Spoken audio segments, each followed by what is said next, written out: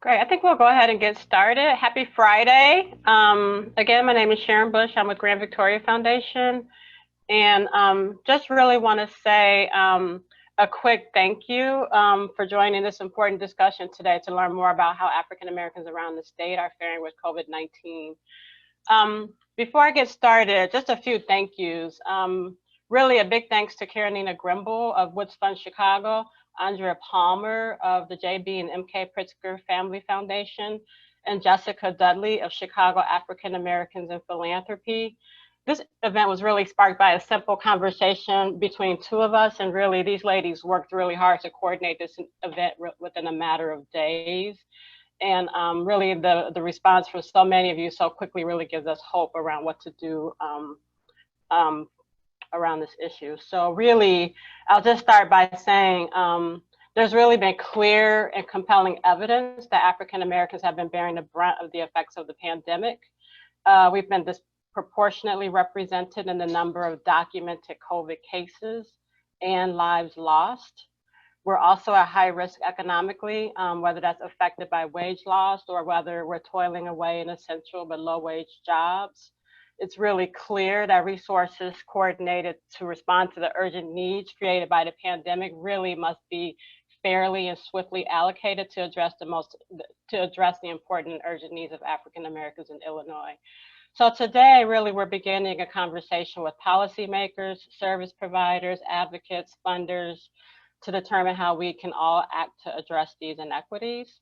So you'll hear from experts who cover the state to learn more about the various ways in which African Americans are affected by COVID, and also their thoughts on ways we can improve these conditions. So we look forward to their presentations and your thoughts.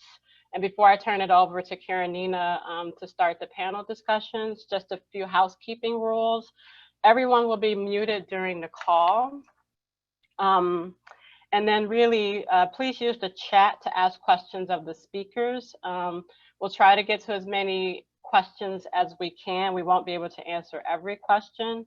The call is being recorded, so if you don't want to appear in the recording, please turn your camera off. If you're having any tech issues, please send a private message to Jessica Dudley and she'll work with you to support that. And we'll have all questions. The questions will be held and answered at the end of the presentations, with the exception of Dr. Ezike, who will be with us for a limited time. So we'll start the Q&A with the questions that were submitted at the end of each presentation. So with that, I'll turn it over to Karenina so we can get started with the panel. Good morning, everyone. We're going to just dive right in, and I will be giving brief introductions to each speaker prior to their remarks. So here to provide us with an overview of the demographics of Black communities outside of Chicago is Dr. Samir Vora from Southern Illinois University. Dr. Vora is the founding chair of Southern Illinois University School of Medicine's Department of Population Science and Policy, a non-traditional research and policy academic department aiming to improve health outcomes in Central and Southern Illinois. A general pediatrician, Dr. Vora is also an assistant professor of pediatrics, medical humanities, and law. Dr. Vora currently serves the state of Illinois on the Medical Advisory Council, the Governor's Rural Affairs Council, the State Board of Health, and the Illinois COVID-19 Response Fund Steering Committee. Welcome, Dr. Vora. Thank you so much. And it's my absolute pleasure to be here and be part of this very important conversation today. Jessica, thanks for sort of putting up my slides. You know, our department works across 66 counties in Central and Southern Illinois. Can we go to the next slide? And covers a wide geographic distribution, 32,000 square miles, approximately 2.2 million people, and 66 mostly rural, but also small cities across Illinois. Our primary focus is to better understand and advance the health, development, and wellness of residents in our service region.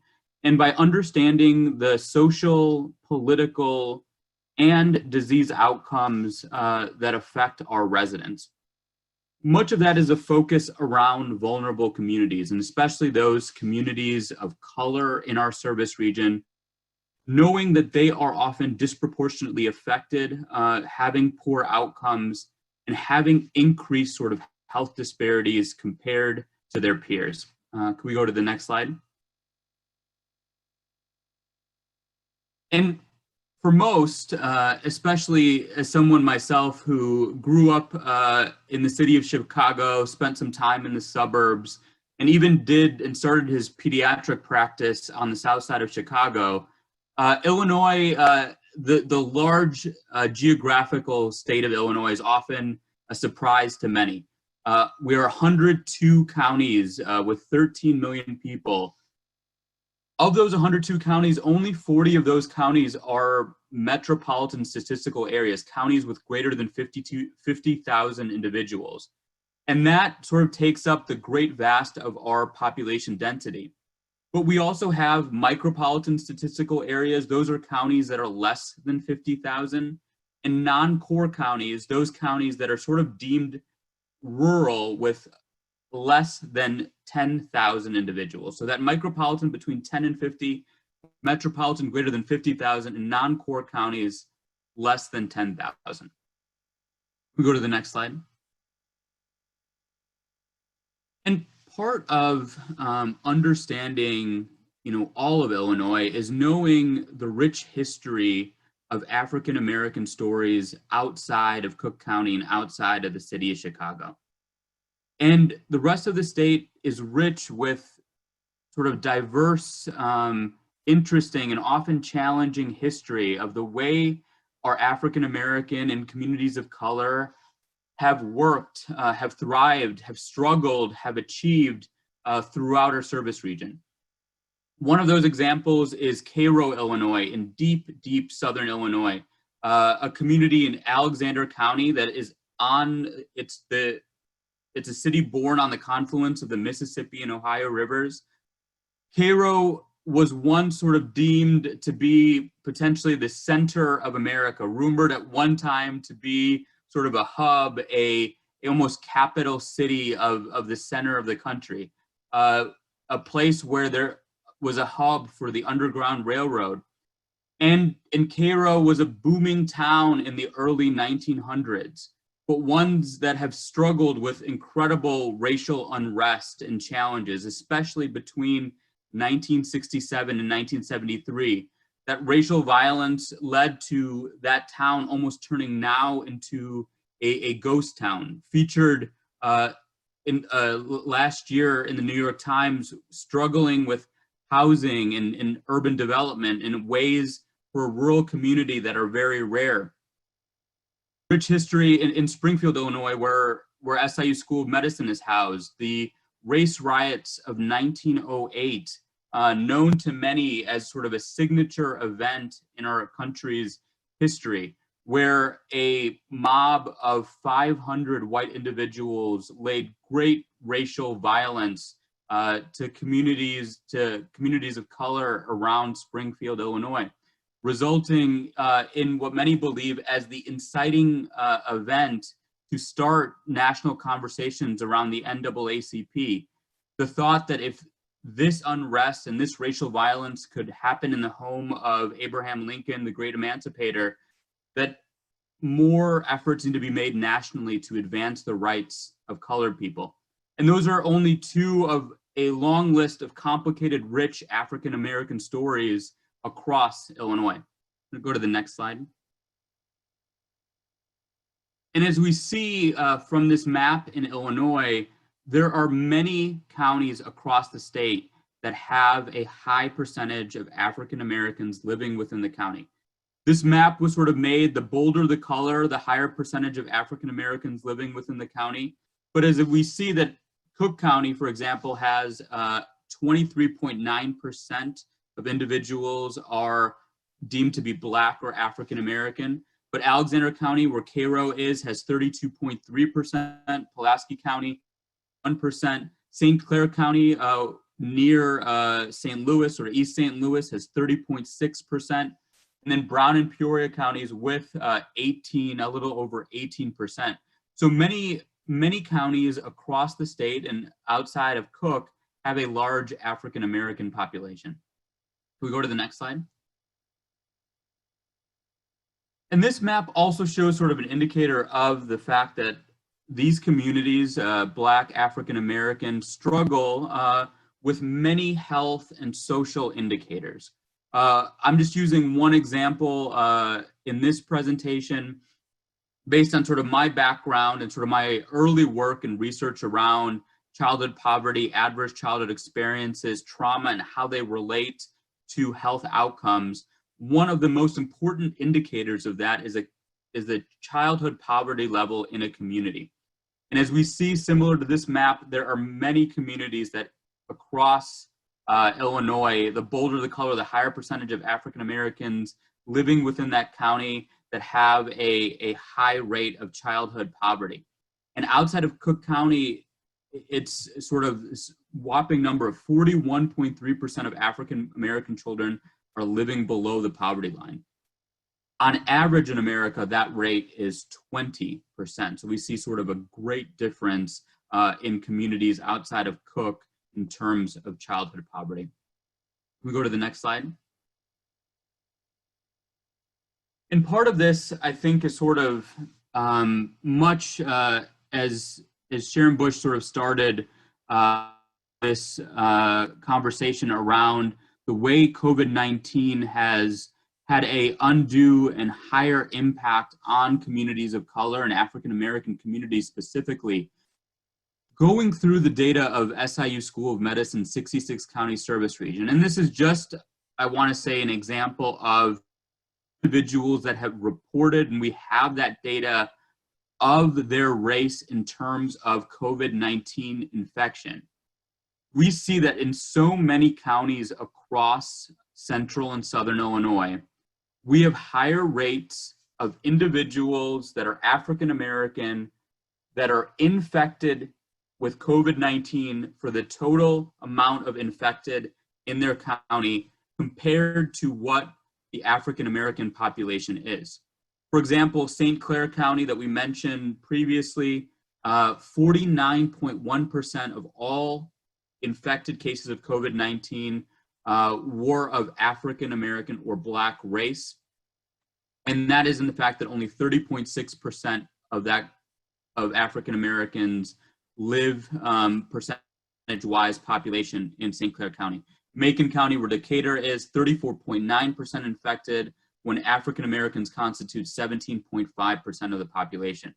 And as we go down this list, you know, outside of Jackson County, which is number on this list, each of those counties have a higher rate of African Americans infected of the total COVID-19 burden as compared to the percentage of African Americans in the population, showing that no matter where you are, urban, small city, rural, the burden of those that are infected seems to be more pronounced in communities of color than they are, and especially the African American community compared to other communities.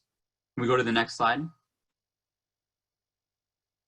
And part of this from our vantage point is that we at Southern Illinois University School of Medicine's Department of Population Science and Policy, our work throughout our service region is based on this idea of achieving health equity.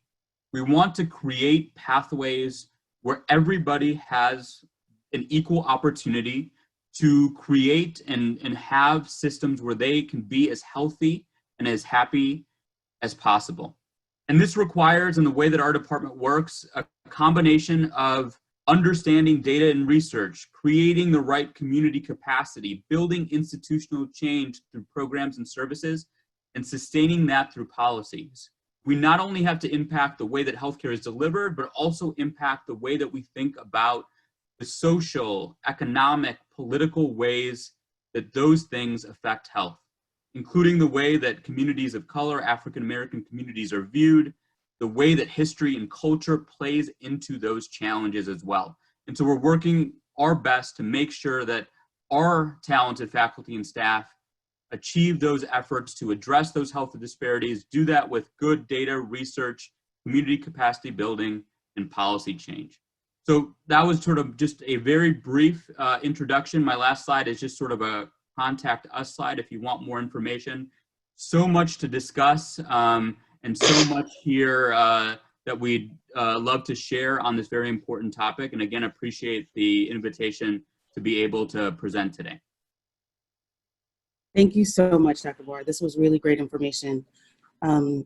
Now here to share about the impact of the COVID-19 crisis on access to housing is Kate Walsh from the Schreiber Center on Poverty Law, where she serves as Vice President of Advocacy. In this role, Kate advocates on behalf of low-income individuals living in or in need of public, subsidized, or affordable housing. She has served as counsel in a variety of litigation aimed at preserving public and subsidized housing, enforcing fair housing laws, and protecting the housing rights of tenants. Welcome, Kate. Thank you, Karenina, and everyone. We appreciate the opportunity to share information and to be part of a call for action. I'm not sure if you have my slides.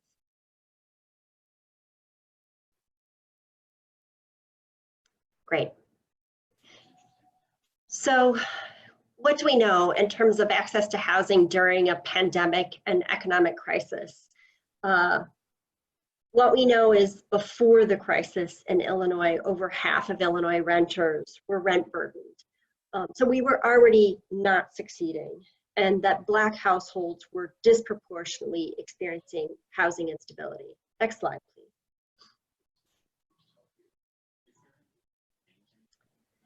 We also know that 1 out of 5 Black households nationally have a net worth of 0 or less, which means that any modest upheaval in their household income puts them at risk of housing instability and homelessness.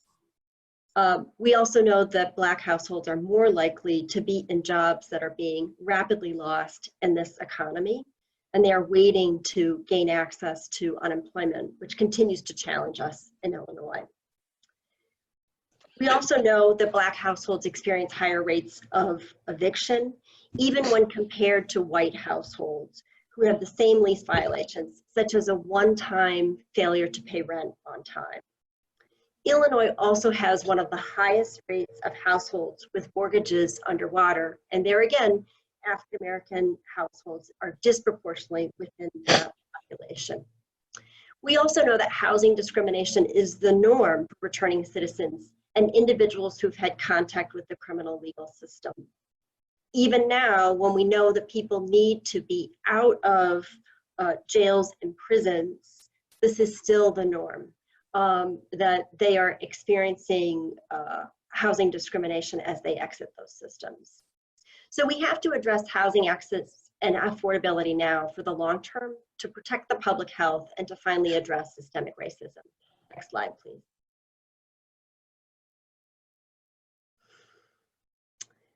I'm sure that many of you have heard that there have been a variety of measures at the state and the federal level to stave off evictions and foreclosures, and those are good and those are important. However, what we know is if we don't address what is going to happen after those moratoriums, there will be a significant cliff of hundreds of thousands of households in Illinois alone experiencing evictions or foreclosure. Evictions in Illinois are stayed until May 30th. If there's a federally subsidized housing or there's a federally backed mortgage on the property, those evictions are stayed until the end of July, assuming it's rent-based. If it's under the CARES Act, there may be mortgage relief for federally backed mortgages, potentially up to a year. But we know that we need to take action here in Illinois. So we've been working with Representative Delia Ramirez and Senator Peters to push for the COVID-19 Emergency and Economic Recovery Renter and Homeowner Act. This bill will be moved this coming week. What it does is it would provide an extended moratorium on evictions for the next 180 days. And then it would slow the process so that renters would not still be going to eviction court, but that rent that may be owed would be would be collectible in a small claims action rather than risking the housing stability, which everyone needs at this point, of Illinois renters. It also provides relief for homeowners in the form of forbearance, and ideally replicate some of the programs that we saw in 2008 during the recession, such as the Hardest Hit Fund. It also provides for a residential relief fund, and that residential relief fund would be one where landlords could recoup lost rent from their tenants and homeowners could get their mortgages paid during a set period of time. Obviously, it relies upon money, money that we don't necessarily have in the state of Illinois. We estimate that the state could set aside approximately $50 million in rental assistance and $100 million in homeowner assistance. But we need a partnership with the federal government. The next federal stimulus bill, if you followed it, the House has put in additional funds for renters and for homeowners. The estimate is for 6 months of assistance for approximately 400,000 renters in need in Illinois at this time would cost us about $2.1 billion. What is not said from that figure is what the cost will be to Illinois and to the African American community in Illinois if we don't put that money forward and if we don't put those policies forward. It will cost us more in the long term, both in terms of economics and in terms of equity. Next slide, please. What we also know is that African Americans are disproportionately represented in terms of rates of incarceration. While they make up 15% of the total population in Illinois, they represent over 56% of the incarcerated population. They are also disproportionately represented among those who've had contact with the criminal legal system, including arrests. Next slide, please. What results from that is outright rampant discrimination and exclusion of Black Americans from the housing system. This intersection of the criminal legal system and the housing system has created a perfect storm of racial inequity, and something that we need to ultimately work towards delinking. First, what we have seen is that tenant screening criteria over the years has only become more rigid. And so we have what we often call blanket bans. And this is language in a tenant screening policy that says words to the effect of, if you've ever been arrested or convicted of a crime, you should not apply for this housing. Or if you have a felony conviction or misdemeanor conviction, you are not eligible to apply for this housing. There's a variety of fair housing challenges with that type of language, and yet it still persists. We also know for people coming out of the Department of Correction that there are a lack of viable host sites. People that are leaving IDOC at this time due to COVID-19, while many are finding temporary sites, they are returning to their providers like the Safer Foundation and TASC shortly thereafter and telling them that their housing is not stable and they need a new place.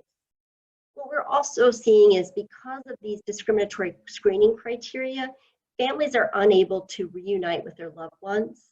And that is a core driver of people being able to exit the criminal legal system and rehabilitate. So we really need to work ultimately towards disconnecting these systems and creating housing opportunities directly for justice-involved individuals with the idea of promoting family reunification. We think that the way to do this is a couple of things. We are pushing with a number of foundations, and some of you may be on the call today, and the Illinois Housing Development Authority, along with the Safer Foundation and the Just Housing Initiative, a pilot program where individuals who are exiting the Department of Corrections could gain access to temporary housing. And so this could be part of the solution today to keep people safe and to reduce the number of cases coming out of the Department of Corrections. However, ultimately, we have to work towards long-term housing solutions.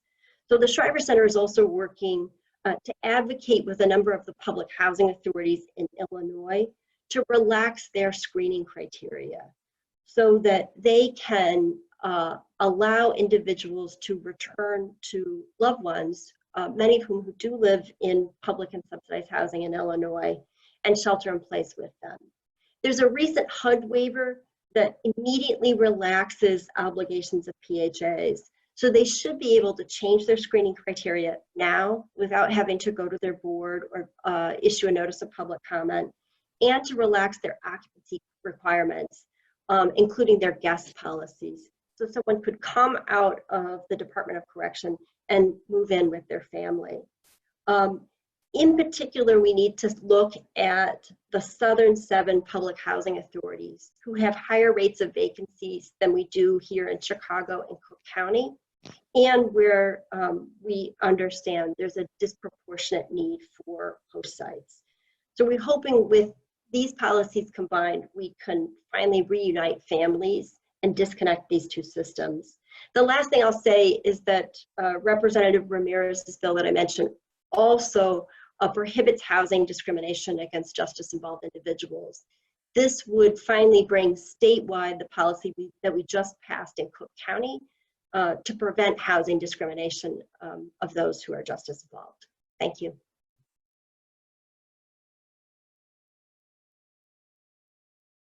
Thank you so much, Kate. Now, here to share with us about some of the public health implications for African American communities during this time is Dr. Ngozi Ezike, the Director of the Illinois Department of Public Health.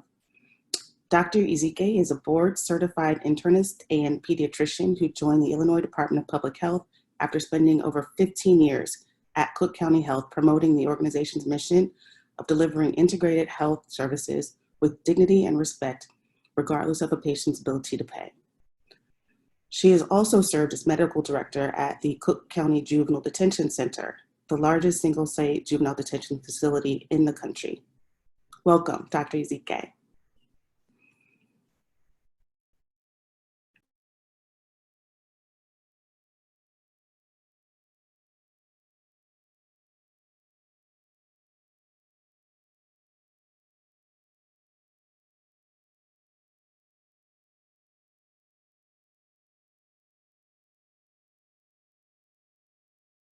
If you're speaking, Dr. Ezike, we can't hear you.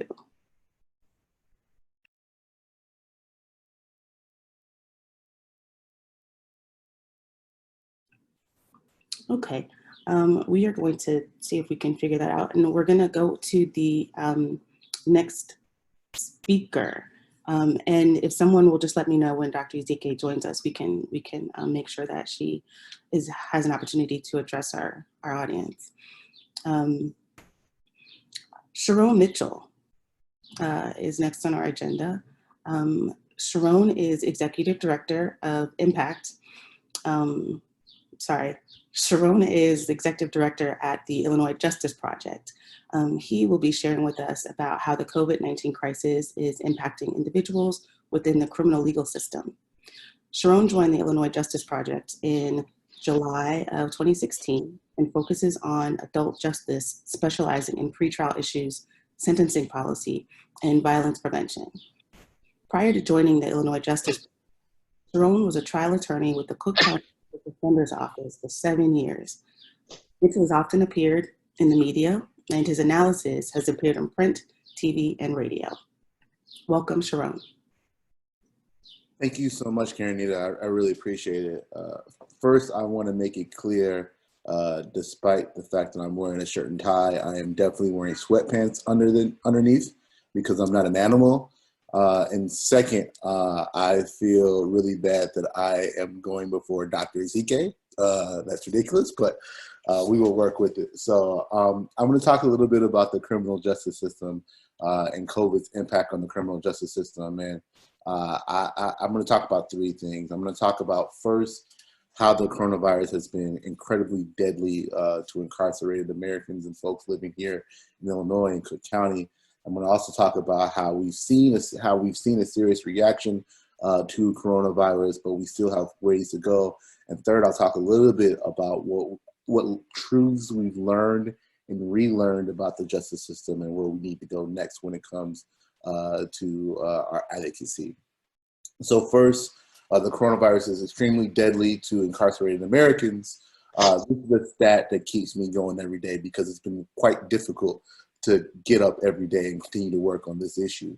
There are more reported deaths at the hands of corona when it comes to incarcerated Americans in the last 2 months than deaths from the death penalty in the last 10 years. I'm gonna say that one more time. There are more reported deaths in the last 2 months at the hands of corona than at the hands of the death penalty in the last 10 years. Locally, we've seen death in our Cook County Jail.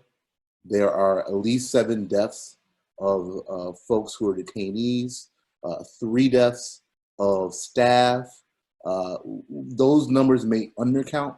Some advocates are talking about that may be undercounting because people have been released and died shortly thereafter. So death is here in Cook County. In the state system, there are over 20 state facilities. There is COVID in almost every one of the state facilities that I've counted. There is an outbreak in Joliet, Statesville, and it's just been really, really, really deadly. Everything that we've heard, everything we've learned from Dr. Ezike and other public health officials about flattening the curve cannot happen in prisons and jails. You can't provide socially distancing in the correct manner. You can't provide the cleanliness and the health regimen that you need to flatten the curve. So this is the reason why we've seen the spread of the the spread of the virus, spread like it's been spreading in cruise ships and nursing homes. With that said, there have been attempts to make things better for incarcerated individuals, but one of the scary byproducts of that effort to distance in jails is that we've been opening up facilities, both at the state level and at the county level, that have been closed for years because of their lack of, suitability. And we've had to open those facilities up to distance. And we've seen that in Cook County Jail. We've seen that in Illinois Department of Corrections. So I don't think I have to make the case any longer that this is incredibly deadly to incarcerated Americans and incarcerated individuals residing in Illinois and Cook County, and immigrants in the system, and folks who are children in the system as well. We've seen a serious reaction, though, from stakeholders. The response has been around how can we improve our rate of responsible releases. You may have heard stories about murderers being released and rapists being released. Those stories just quite frankly aren't true. In the state system, the state runs the prison system. Those are people who are incarcerated, been found guilty and going off to prison. That means that it is the state that makes a determination about who's in and who's out, along with the parole board. And what you've seen is that the people who have been released have really been released in 3 buckets: folks that were already supposed to be released, folks that are extremely close to their release, and folks that are sick or elderly. So when you hear stories about people who have served really, who have been accused and convicted of really serious crimes, they usually fall into that 3rd bucket where they spent lots and lots and lots of time in prison and they're close. They are sick, they have cancer, things of that nature. So our jail population has gone down in the last month or so. It was around kind of 38,000. Now it's about 35-ish thousand, 39,000, 35,000. So we've seen a small decrease in the prison population.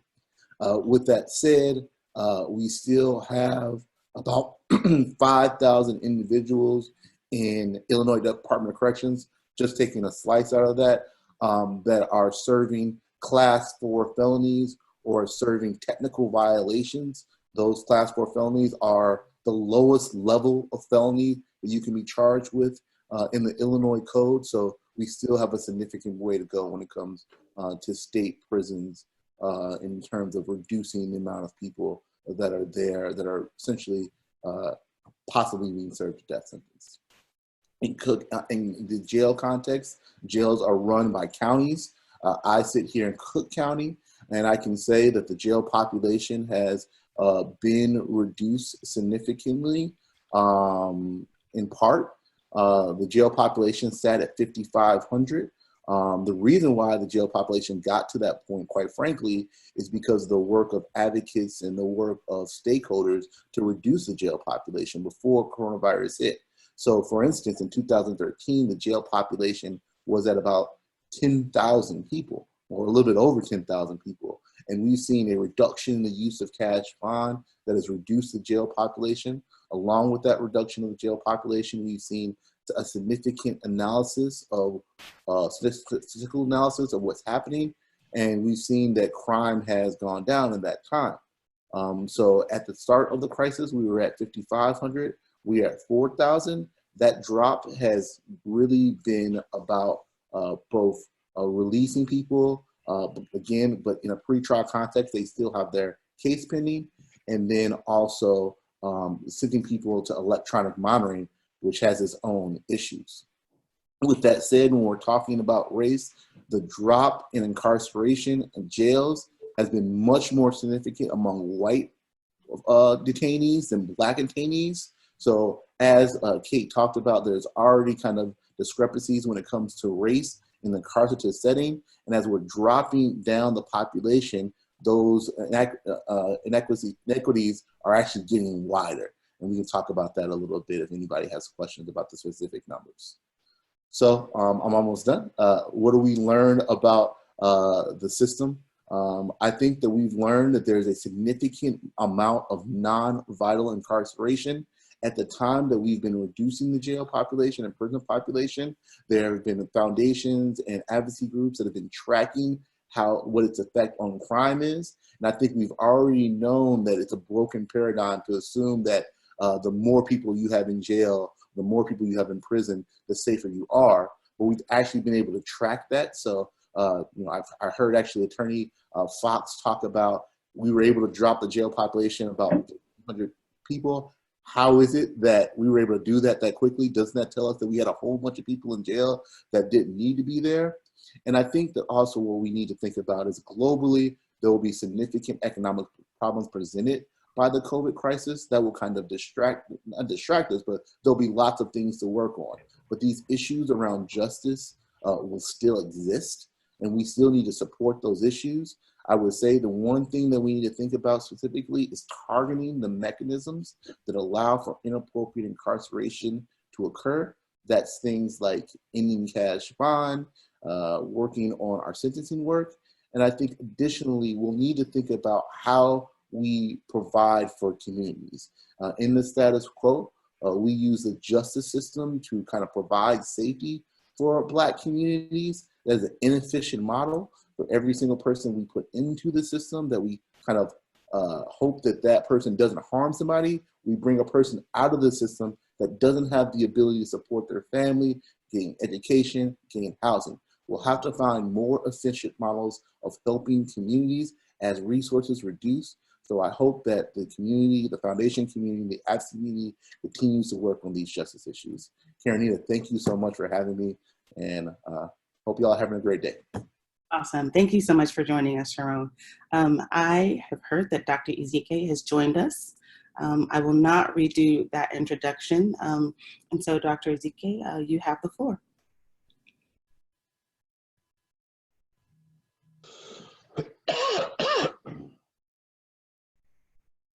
If you're speaking, Dr. Ezike, we can't hear you.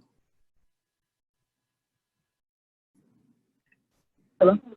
There we are. Okay, thank you. Thank you so much for having me, and good morning to everyone. We all know that health disparities and inequalities are major concerns for our community. And for me as the public health director, we have been working on this even before COVID arrived at our doorstep. But as we could have predicted, with the disparities that already existed, the overlay of COVID-19 has just exaggerated and exasperated that situation. So we are looking at this pandemic, and we're using our health equity lens to try to address these issues. It is an equal opportunity virus, and no one is exempt, but there clearly are people who still bear the brunt of it to a greater extent. It wasn't helpful or beneficial at all that there was an initial false narrative of Black people being immune, and obviously that is absolutely not the case. And I hope that all of those myths have been dispelled. We are actually seeing in the most recent data that IDPH has, overall, Black people are 3 times more likely to die related to COVID-19 disease compared to their white counterparts. And if you break it up by different age groups, some of the disparities are even higher in terms of likely to die from this COVID infection if you're Black versus white. We're seeing this in Chicago. We're seeing this in Metro East St. Louis. That's another myth to be dispelled, that this is simply a Chicago or Northeast Illinois situation. We do have this very serious virus in all parts of the state. I think we have 99 states that are reporting cases out of the 102 counties. And of course, we know that those 3 counties that want to say they don't have any cases, it's probably just a function of not testing and not seeing what's really in your backyards. We have tried to be very intentional at the Department of Public Health to keep an eye on how can we curb the disparity. We know that it exists, and how can we rein that in? And so very early on, we started a health equity team. That equity team is part of the COVID-19 response. The people who chair that work group, they are on every single meeting. They are speaking up at every turn to make sure that we are not forgetting the people who would be most disproportionately affected.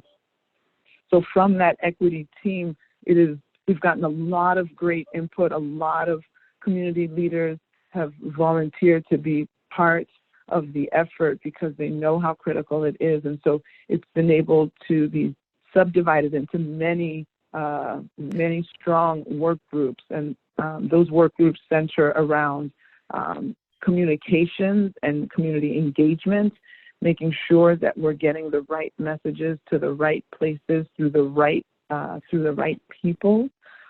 It's involved domestic violence and a child abuse work group, knowing that the stress of this kind of situation, the loss of income, people being home on in this close settings for long periods of time can result in a lot of negative behaviors.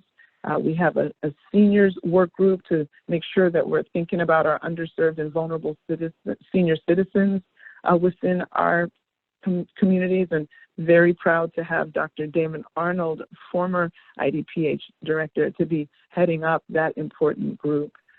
We also have a mobile units work group. Many of you will know that we have several wellness on wheels. These are mobile vans that have been so helpful to be used by IDPH in many ways. From these vans, they have done HIV testing, they have done breast exams, they have done, even prostate checks, and now we're trying to mobilize these vans to do COVID testing. And with them being obviously vans, we can go directly to the community of interest. And so as we look across our state and look at where the hotspots are, where there hasn't been enough testing, we are now going to be able to use these vans to go directly into those neighborhoods and areas where there is a need and be able to do targeted testing in the right areas. We also have a behavioral health work group and a very important worker health and safety. We know that many people in our community are either considered essential staff or critical infrastructure staff. Basically, they're people that are still going to work every day. You have, large numbers of people who are able to work from home, but there's yet larger numbers of people who are still going to work every day, and they're going to work in settings that put them in constant contact with the public, where they could potentially contract an infection and then bring it home and infect multiple people in their household, including vulnerable senior citizens and people with these comorbid conditions that could go on to have very dire consequences. So we're very happy that within the worker health and safety group, they have taken the lead in trying to make sure that workplaces are putting up signage to alert the staff that if you don't see appropriate guidelines and safety measures being taken, like you do have recourse, that you can anonymously call the Attorney General's office, that you can notify someone so that those things can be corrected. There shouldn't be people at work who aren't wearing some kind of face covering. We should have the plexiglass or some kind of protection between workers and their customers. People should know that they have to be protected if they're sick. They're not supposed to be forced to work if they're sick. And so it also brings in all the long-standing issues of people not having benefits and sick time, and what can be done to accelerate some of those moves. So just want to highlight that we know that there are these significant disparities, and we're actively convening groups to try to attack it. We also have lots, I want to highlight some of these testing areas. We have the community-based testing sites. We have one that's going to be opening in Chatham tomorrow. I believe it's opening tomorrow. There are 7 other ones already across the state that have done over 80,000 tests, and we're trying to open additional ones because we have found those to be very successful. But we know that not everybody has a car and not everybody can drive up to a community-based testing site. So we've also engaged federally qualified health centers, and we have over 150 different clinics that have stepped up that are beginning testing in their communities. And those FQHCs are, again, throughout the state. We were intentional in making sure that they crisscross throughout the state, and they're offering free testing for COVID-19. Illinois was the second state in the nation to discover a case. We were the first state in the nation to have lab testing on site. I think we ranked number 2 or 3 in terms of the amount of testing done.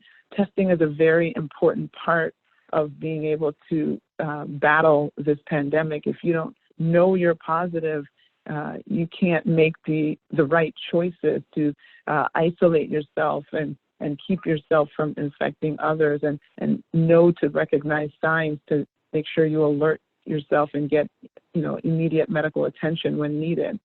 So I think we're on the right track in the fight against COVID-19. We all obviously have to work together. I think we have to spread the word about the resources that are available. I hope that people know that there are hotel rooms available free of charge in hotels across the state. If someone feels that, look, I have 5 other people that live in my house, I think I've been exposed and I'm supposed to be quarantining, waiting to see if I develop symptoms. I don't want to find out that I did contract the virus and then maybe have already, infected people in my household. That's a perfect example of someone who would qualify to be in one of these alternate housing facilities, one of these hotel rooms. At these hotel rooms, food and all the wraparound services are also included. Again, just, sometimes the communication and getting the word out, that's very important. So my call to action for all of you as the trusted leaders in your field and in your communities is to make sure that we do share the severity of the disease, not as a way to cause fear, but to know that this is something that we have to sit up and pay attention to, and know everyone is not going to die who gets it, but because of the risk that it does pose essentially to our community because of our high rates of hypertension and chronic obstructive pulmonary disease from smoking and from the risk associated with obesity and diabetes, all things that we have in high rates in our communities. We have to stand up at attention and make sure that we do all we can to prevent this in the first place. I want to make sure that you're sharing all the testing options that are in your area. But again, prevention is really our best way. We want to stay safe and stay home as much as possible. And stay home doesn't mean stay home and then invite everybody over. We really have to limit our circles because, again, people are moving around. Some people have to go to work. We don't know when people have necessarily contracted the virus because we do know that there's a lot of people who don't have symptoms that might still be spreading it. So you got to keep our circles small. We have to stay home as much as possible. Wear our face coverings. It seems so basic, but washing our hands constantly with soap for the 20-second minimum, that actually will stop you. Even if you touched the surface that had the virus, if you washed your hands, before eating, make sure that you don't touch your face with dirty hands. You won't transfer the virus from your hands to your mouth or to your nose or into your eyes.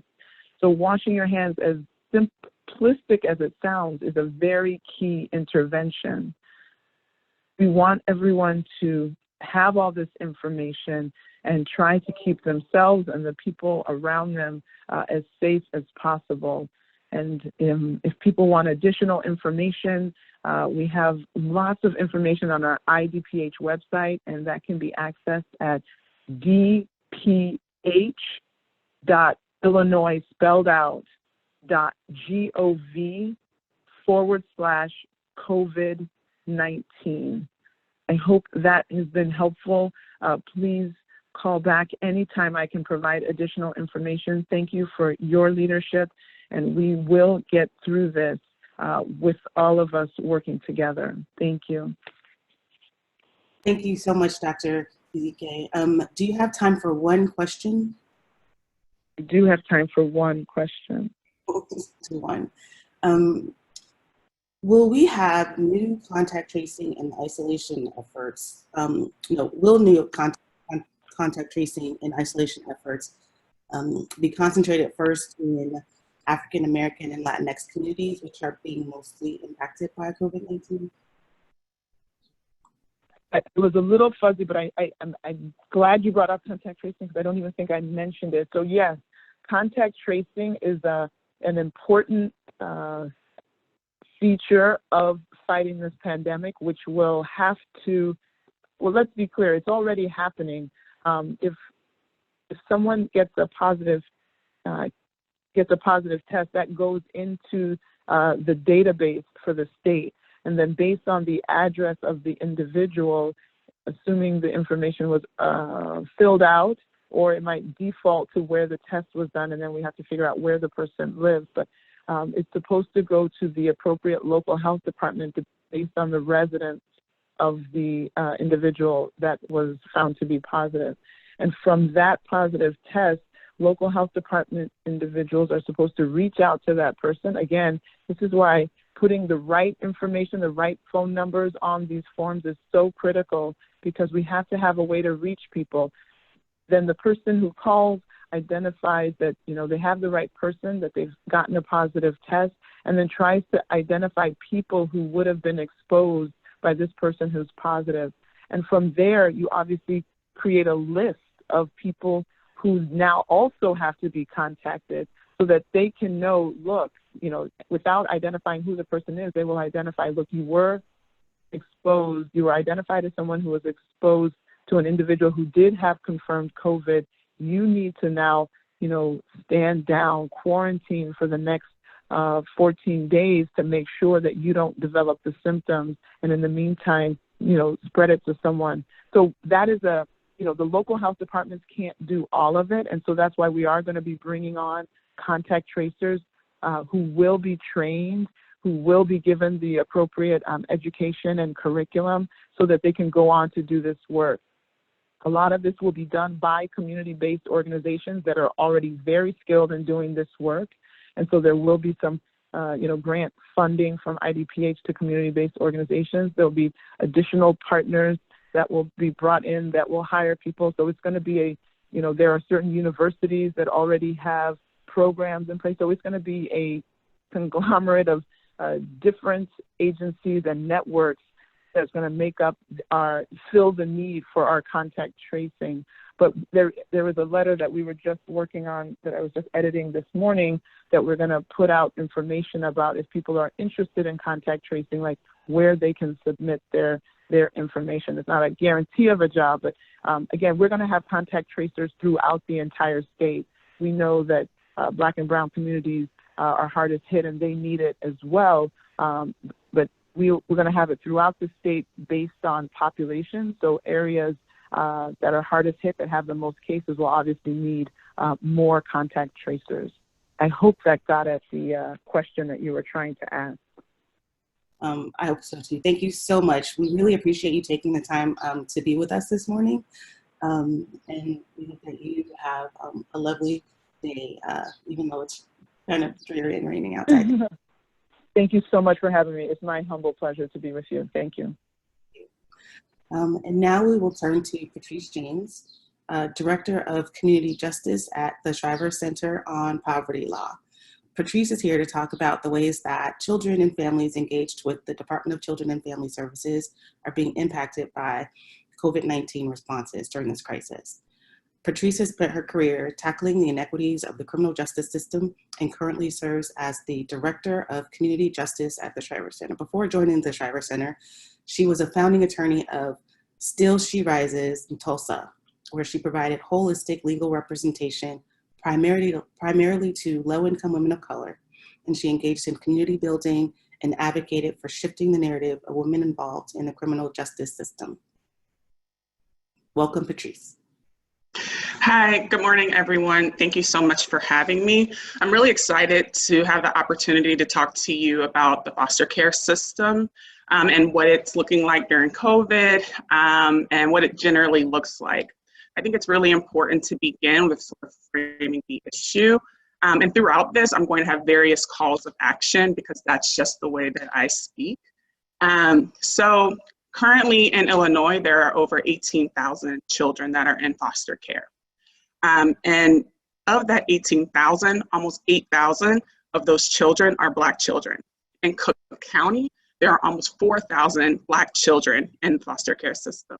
And this is particularly troubling for many reasons. We know that children that are in foster care are more likely to enter the juvenile justice system and are more likely to enter the criminal legal system.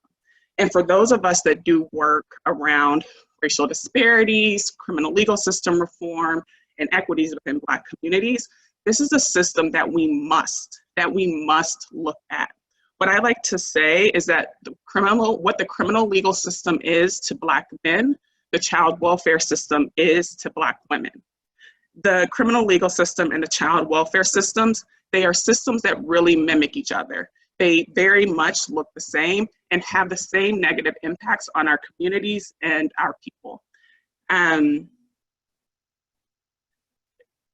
Of the almost 4,000 children that are in foster care, many of them are not there for allegations of abuse, of like sexual assault.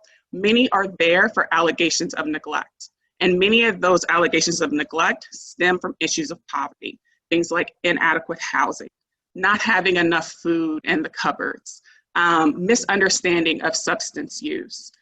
These issues are the same issues that we see in the criminal legal system, and it's really necessary for us to really look at these two systems and look at these two systems together.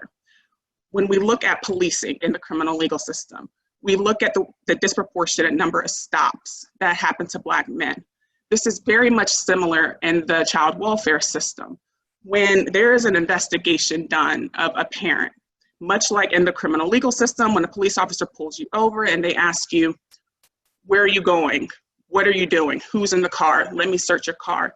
This very much happens on a child welfare system. A caseworker, oftentimes with a police officer, will show up at a parent's house and will say, let me see your house. Where's your child? Let me look inside. Let me look in your cupboards. This type of investigation oftentimes is considered social work, but I think it's an investigation similar to what happens in the criminal legal system with dire harms to both the children and to the parent. I think that we must pay attention to what's happening in our foster care system and its impact on families. We know that it is better for parents and children to be together. We know that it is better for people to be in communities, but the child welfare system really disrupts that and causes real harms to children and to the parents. My personal opinion is that one of the reasons why this issue has not been elevated and not received the level of attention that some of our other system disparities or systems with disparities in them is really because of the demographic that it most likely impacts, which is Black women. Black women are the ones that are going to court every day. They are the ones that are being investigated. They are the ones that are having their entire lives disrupted and turned upside down. So my first call to action is for all of us that are focused on disparities, that you pay attention to what is happening to the foster care system and to children and parents that are involved in the foster care system. We cannot ignore this system any longer. It is imperative. I also think that organizations, advocates, philanthropic community that are focused on the criminal legal system to really consider pairing your criminal legal system work or enhancing your criminal legal system work with the child welfare system, because the systems are so similar and because they impact the same people that we are all trying to serve in the various other systems, and they really do intersect. There are registries in the child welfare system in the same way that there are registries in the criminal legal system. If you have an indicated finding of abuse or neglect, that can bar a person from getting a job, for being a home health aide or working in any sort of nursing facility. And these bans some are 10, 20 years long, much in the same way that we see in the criminal legal system. So that's my first call to action. I also want to talk about what we are seeing during COVID. So back in March, the end of March, right after the executive order came down, the DCFS issued a blanket order that said that children that are subject to supervised visits will no longer be able to see their parents, essentially. And so what that meant is parents who were involved in the child welfare system, who had access to their children prior to Governor Pritzker's executive stay-at-home order being issued, lost the right to see their children during this entire time of the pandemic and that we've been sheltering in place. And we all know what that means and what that must feel like. Imagine being told that you could not see your children. Imagine not being able to see your children or your parent during this entire time. And that is what's happening to many, mothers and fathers across the state, in particular here in Cook County. There was a really horrific story in WBEZ of a mother who was nursing her child prior to the pandemic, but is now no longer able to nurse her child because of DCFS's blanket ban. And now her milk has dried up, so she will not be able to resume nursing her child. And I think that that is obviously really horrific and really terrible and something that we must do something about.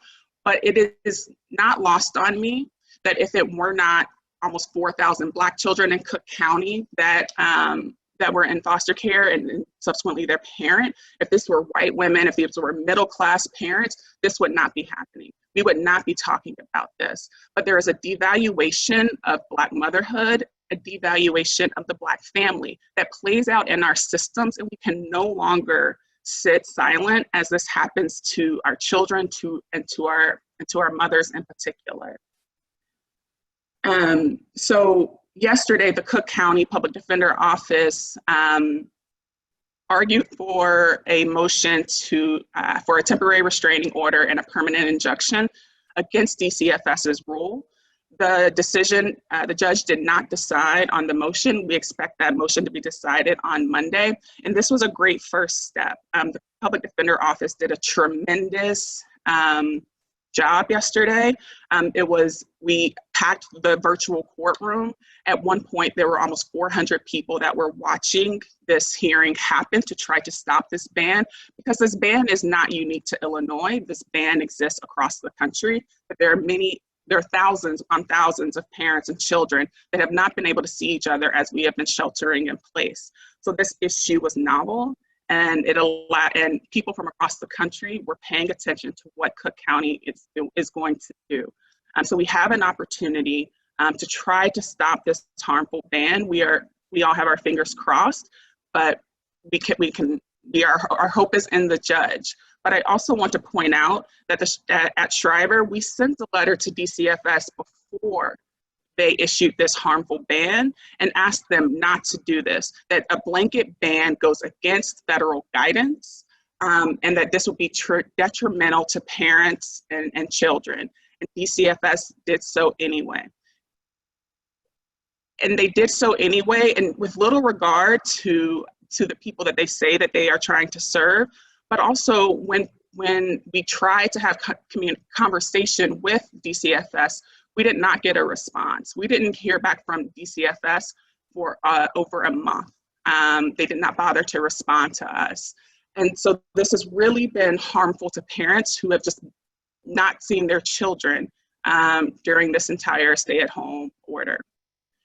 The other thing that we are working on at the Schreiber Center is federal legislation, and to not get so deep in the weeds, but essentially children that are in foster care 15 out of 22 months, federal law requires that states file a termination of parental rights against those parents.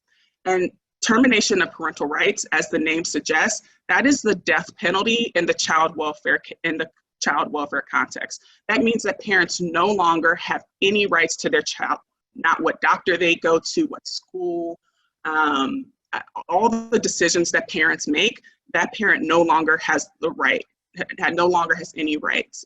And so during this pandemic, when parents are not able to access courts, when they are unable to attend any type of programming, when they are unable to see their child and maintain the bond, parents that have children in foster care are at real risk, because there is a chance that these 2 months that we have been sheltering in place will not count towards their progress to reunify with their children. So we have federal legislation that will essentially extend the 15 to 22 month provision during a time of emergency, so during this global pandemic. We are hopeful, and we are currently talking to various Congress people, some folks here in Illinois, in hopes of getting this legislation heard.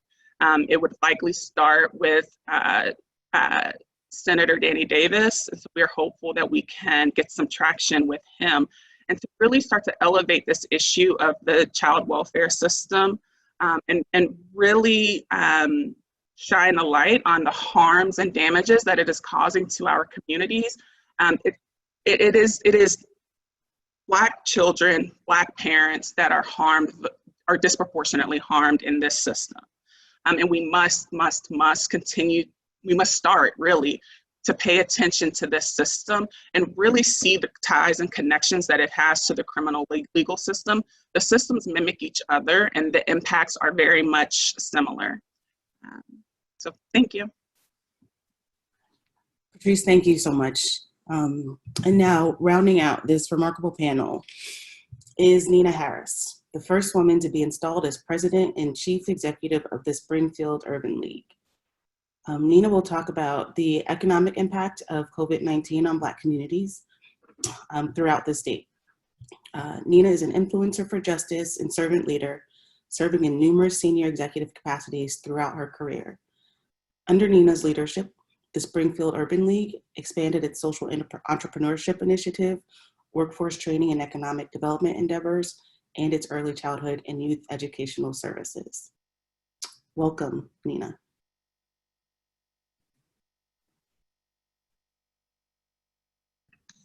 Hi, good morning. Can you hear me? Yes, we can. Great. Thank you, Carolina. Thank you so much. And thank you to the sponsors of this event and to the thought leaders, today's speakers, for helping to shine an expanded light on the widening cracks of disparities that are just decimating Black communities in the wake of COVID-19.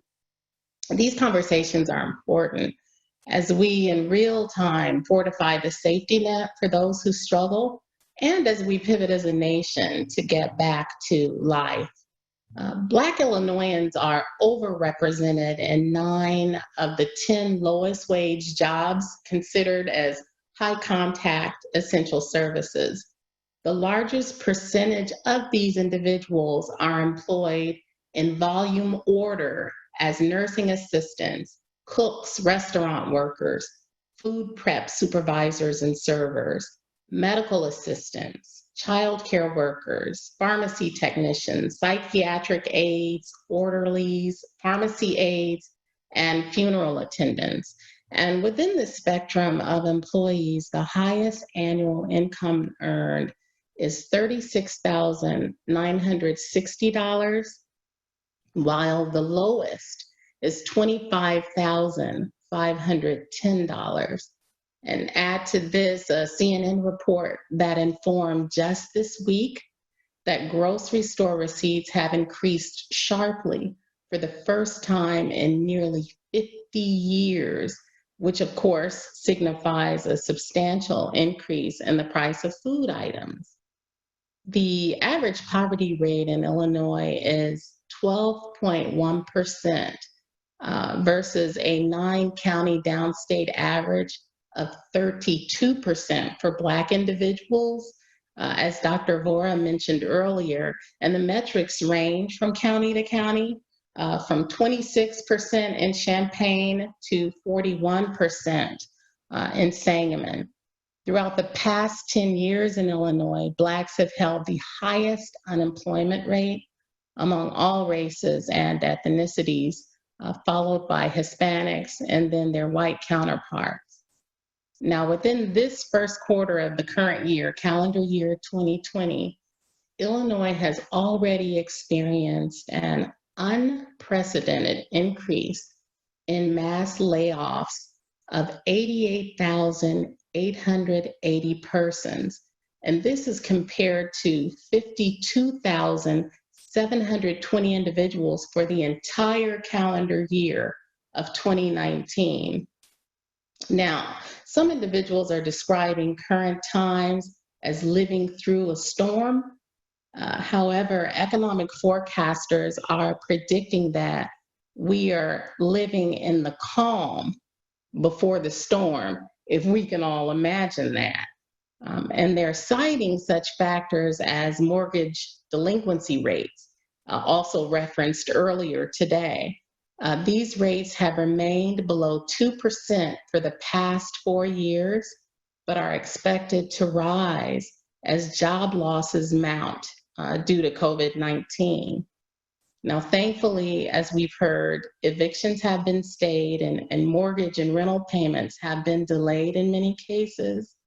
However, in that Black Illinoisans are most likely to have been furloughed or lost employment within the impending storm among other things, will be previous amounts owed for back payments, in addition to current ones that are due. And this economic strain on Black families will further cause stress to an already weakened people that will manifest in a multitude of ways. And sadly, Black-owned small businesses aren't faring much better. There are 8 million small businesses in America, and 4.5 of those have fewer than 4 employees. There are 2.5 million Black small businesses, and 90% of these have 1 employee, and the remaining 250,000 of these have about 9 employees on average. Now, while some Black-owned small businesses and those led by Black executives have benefited from the Paycheck Protection Program, the majority have not. Many of these businesses are generating just enough profit to reinvest those resources toward the sustainability of their micro enterprise. And further, in assisting several small businesses throughout the state, we have learned that because resources are not high enough to actually compensate employees, then W-2s and 1099s are few or non-existent. And of course, these forms are used to compose payroll reports that are required by financial institutions to acquire loans and other services. Now, despite all of this, Illinois' pandemic response has been measured and swift thanks to the leadership of our governor and his team. And following this lead, various Illinois community and faith-based institutions have engaged in direct service provision that includes addressing food and shelter insecurities and distributing household and essential supplies, such as masks for low-income moms who are either pregnant or have newborns. These services have been rendered through pickup and doorstep delivery methods due to the lack of vehicle access within Black and low-income communities. Additional direct services include education and promoting awareness of service availability, convening virtual job fairs and town hall meetings, administering financial literacy support, rental and mortgage counseling and resource assistance, and the provision of online academic tutorial support.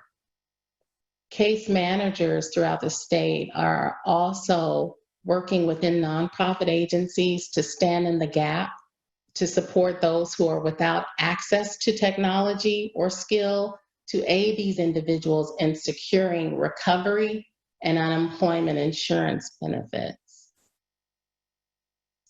Now, of course, this time of uncertainty has motivated thought leaders to consider immediate and post-pandemic needs. And just this week, the Chicago Urban League released a report, and it's entitled An Epidemic of Inequities, Structural Racism and COVID-19 in the Black Community. And I will happily forward the link to this report to Andrea for those interested in receiving the documents. And I plan to suggest the dispatch of the mobile health units across the state to perform COVID-19 testing in disenfranchised communities. And it was great to hear from Dr. Ezike that this possibility is currently on the radar and is being considered. I would only add that in addition to the administration of those tests, it might prove beneficial to add the distribution of masks and educational materials to individuals who are testing in disenfranchised communities. And these informational materials would be especially useful if infographics are used to convey messaging. And then finally, just to add a face to the circumstances that fellow human beings are having to navigate, I'd like to share information about a Black man in his 40s who possesses an associate's degree in the dual fields of business administration and accounting. Now, despite this degree, this individual works as a contractor. He drives public transportation vehicles here in Springfield. He is a vegetarian and has been since childhood, and has a slender and fit build, and he says this has been the case his entire life. Now, I mention this to stress that he looks like the picture of health. However, he possesses the comorbidity conditions of diabetes and high blood pressure. Yet, he was consistently requesting from his employer to be assigned for duty because he was in needing to make money. Now, thankfully, he has since received assistance with the payment of his rent for 2 months, and we are working with him to assist in securing resources needed to purchase insulin and blood pressure medications. And a counselor actually completed the online information needed for the federal process to ensure his receipt of recovery resources. And we're helping him to navigate the unemployment process, which is now thankfully available to those who are self-employed. Last year, he earned a bit over $13,000, and he has vowed to continue pursuit of employment that will yield health insurance benefits. And I reference him just to say that he is just one of many countless working poor Black Illinoisans who must be considered in our collective strategic planning efforts. You know, it's wise counsel that advises us that those who give to the poor will lack nothing. So, as someone brilliantly stated, may we not go back to normal. Normal wasn't working. May we rise up and do better, standing stronger as one Illinois. And thank you so much for your time. Wow, Nina, thank you so much. How about we give a hand to all of our presenters this morning? This has been really, really awesome and amazing presentation. We appreciate it so much. It's good to have such expertise here and to help us figure out how we can be a part of addressing and helping to fix some of these systemic and structural issues. We do have a bunch of in the chat about whether or not we'll be sharing this presentation. We will definitely be sharing it with you as a follow-up to this presentation. We have been recording it. And with that, I will turn it over to Andrea.